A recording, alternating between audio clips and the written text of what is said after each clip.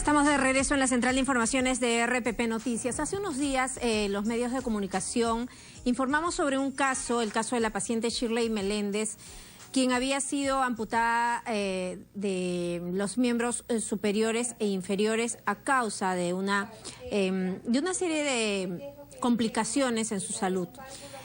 Cuando se habló de esta situación que repercutió en todos los medios y fue un tema en realidad en los cuales hubo muchos cuestionamientos, se llegó a un punto en el cual se hablaron de las infecciones intrahospitalarias. ¿Por qué? ¿De qué se trata? ¿Qué son las infecciones intrahospitalarias? ¿Cómo se adquieren? ¿Por qué afecta a unos pacientes y no a otros? ¿A todos les afecta?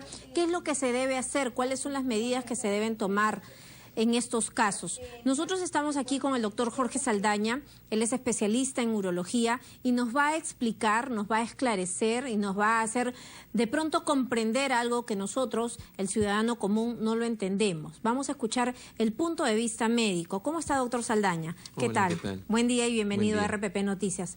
Bueno, la pregunta de cajón y la inicial es saber qué son las infecciones intrahospitalarias. Bueno, las infecciones intrahospitalarias son aquellas que se adquieren por gérmenes que normalmente habitan en los hospitales, que son gérmenes mucho más fuertes de los normales, ¿no?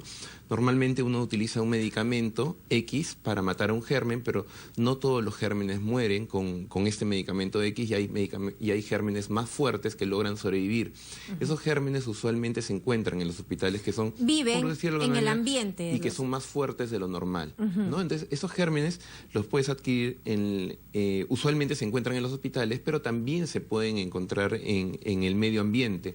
Por ejemplo, la idea de esto, de la bata, es en realidad parte de la razón por la que nació es para proteger al médico, porque un médico está expuesto a estos gérmenes y la idea de la bata, del mandil es como protegerte, no impregnarte, y la idea es dejarlo en la puerta de tu casa para no llevar esos gérmenes a tu hogar, a tu casa.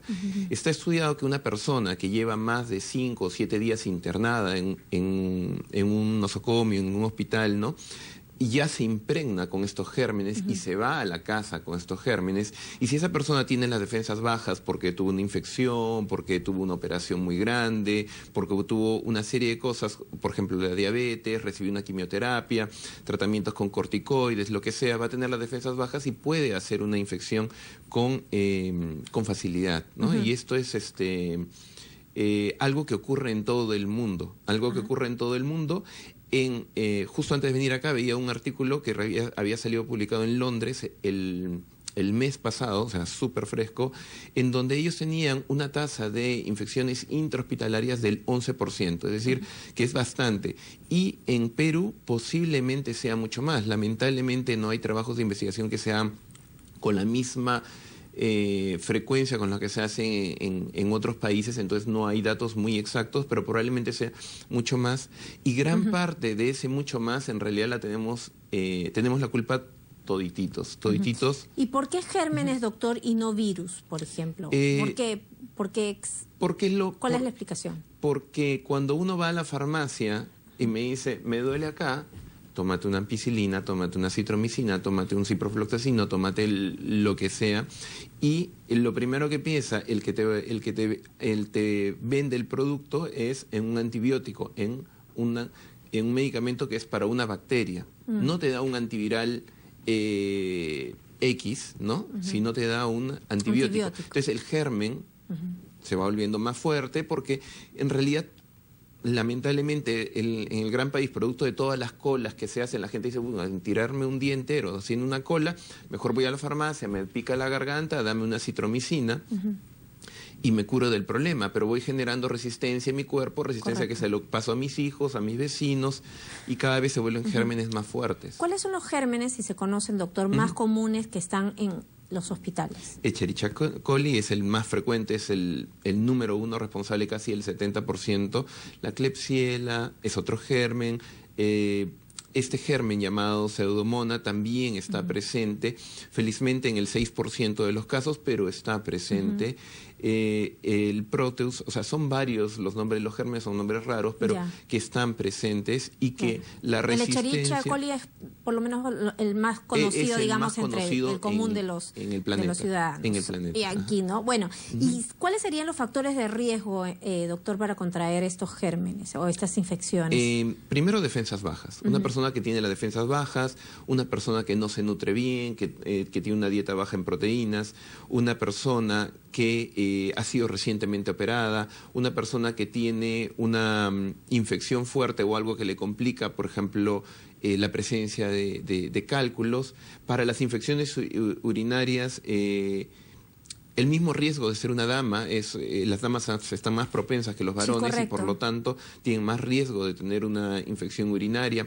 El embarazo también suele ser un factor de riesgo que también puede predisponer, pero esencialmente está asociado a factores que han menoscabado la salud de la persona, y personas que tienen las defensas bajas son las principales víctimas de estas infecciones. Si conocemos cuáles son el grupo poblacional de riesgo, ¿cuáles son las medidas que se toman respecto a estos grupos de riesgo? Normalmente lo que se trata es tratar de que la persona, lo primero es tratar de nutrir bien a la persona, tratar de que esa persona se alimente, tratar de cultivar el germen para tratar de saber cuál es el medicamento correcto que puede matar este germen. Un problema que tenemos en nuestro país, que a veces me ha pasado en otros países que se han horrorizado, es que la resistencia a los medicamentos que existe en nuestro país es, disculpa la palabra, es brutal. Es brutal. O sea, la gente, o sea, tú ves a un médico de Estados Unidos o de Europa que ve los exámenes que hay acá, el índice de resistencia a los medicamentos, y se muere de miedo. O sea, dice, ¿cómo puede ser posible que una infección de la calle sea resistente a tantos medicamentos cuando en otros lugares del mundo es sensible a todo? Y mucho de eso tiene que ver con la automedicación que las personas tienen. Y entonces uno trata de, su librito dice, bueno, tal infección está el antibiótico. Lo que no dice es que ese antibiótico que el librito dice que es el que cura ese germen, la persona ya lo utilizó 20 veces porque había ido a la farmacia antes y su vecino, el compañero, lo que sea, ya lo había tomado antes. Ajá, correcto. Y en el caso específico el caso de la señorita Meléndez, su situación comprometida de salud y menoscabada de salud evidentemente la expuso a que pudiera obtenerlo. Pudo, como no pudo haber obtenido el germen, o necesariamente, o sea, tenía que darse esta situación. O sea, acá hay yo cuando me dijeron de la entrevista me puse a leer, ¿no? Me imaginas 2 días enteros leyendo esto, bastante información al respecto. Es muy difícil, porque es una persona que ya venía con cálculos renales. Los cálculos renales los tenía en los 2 riñones, por lo que dice el comunicado y por lo que dijo la persona, y tenía los 2 riñones tapados. Una persona que tiene los 2 riñones tapados es como si yo pusiera un corcho tapando el lavatorio, una casa, y lo tapo totalmente y toda esa orina se queda emposada por meses. Y para tener un coraliforme tipo 4 necesito por lo menos entre 2 a 3 años, o sea, para que crezca esas dimensiones, y tenía los 2 riñones malogrados. Quiere decir que esa persona ya de por sí venía con las defensas bajas. Correcto. Yo no la conozco a ella, ¿no? No sé cómo habrán estado sus defensas, pero ya de por sí venía menoscabada por unos cálculos renales, por infecciones urinarias que debe haber tenido, seguro un montón de veces y por varios años. Y encima tenemos la mala suerte de que adquiere un germen que no es el más frecuente, la Pseudomonas, pero sí al que se le tiene más miedo, ¿no? Y que es la Pseudomonas. Porque es muy agresivo. Es un dolor de cabeza. Y cada vez que veo una Pseudomonas, digo, por Dios, es un germen muy difícil de combatir, tal, por no decir tal vez el más difícil. Y entonces pero aquí la responsabilidad no sería pues directamente de los médicos, ¿no? Porque acá ha habido, digamos, seriamente un cuestionamiento a los profesionales de la salud. Entonces nosotros sabemos, en líneas generales, y muchas veces cuando hemos tenido pacientes en hospitales, que cuando los operan los médicos te dicen, ¿no? Bueno, ya llévalo a tu casa. Entonces uno dice, no, pero ¿por qué? Déjelo, doctor, más tiempo. No, tienes que llevarlo porque acá de lo que más podrían sufrir es de infecciones intrahospitalarias, ¿no? Sí, y le tenemos miedo a eso. Exacto, exacto. Entonces, es un tema generalizado. Lo que pasa es que aquí hay un problema bastante grande, ya tiene también que ver con la educación. La gente le tiene miedo a esto porque la gente dice, no, es mejor que esté en el hospital porque está más cuidado, pero nosotros estamos más con miedo de, no es que seamos tacaños y que queremos botarlo al paciente rápido, porque tenemos miedo que esos gérmenes que se adquieren cuando una persona lleva más de 5 o 6 días en un hospital, colonicen a esa persona y que luego le causen una neumonía, una infección urinaria o lo que sea. Vamos, entonces, o sea, no solamente los pacientes son los que están expuestos, también el personal de salud, los médicos, las enfermeras, o sea, todos en líneas generales están puestos en una situación así. Definitivamente todos los médicos cargamos, yo ahorita debo tener en algún lugar gérmenes intrahospitalarios que los estoy cargando por todos lados porque